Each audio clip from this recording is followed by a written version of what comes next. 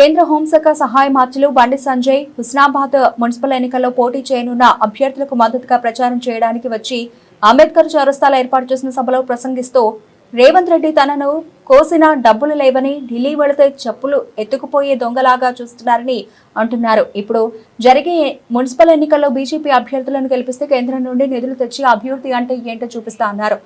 పేద 10వ తరగతి విద్యార్థులు పరీక్ష ఫీజు కట్టుకోలేకపోతే 15,000 మంది విద్యార్థులకు తన జీతం నుండి కట్టానని తెలిపారు. అదేవిధంగా 20,000 మంది విద్యార్థులకు 5,000 రూపాయల విలువ చేసే సైకిళ్లు కొనిచ్చామన్నారు. 3-4 నెలల్లో 9వ తరగతి విద్యార్థులకు కూడా సైకిళ్లు ఇవ్వడానికి ప్రయత్నం చేస్తున్నామన్నారు.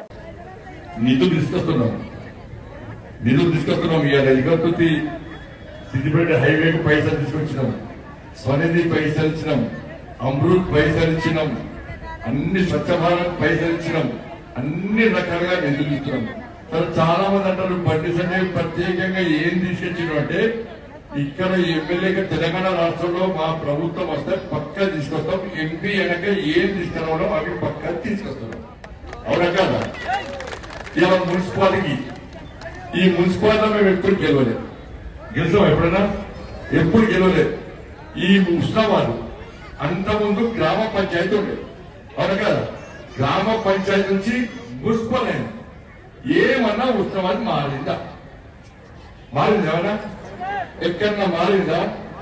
ఇన్ని 11 సంవత్సరాలు బీఆర్ఎస్ ఎట్లా తిని దోచుకొని ఈ ఉస్మానాబాద్ మున్సిపాలిటీని పట్టించుకున్న పాపాలు కూడా. అవునా కదా? ఒక్క పైసా 11 సంవత్సరాలు బీఆర్ఎస్ ఒక్క పైసా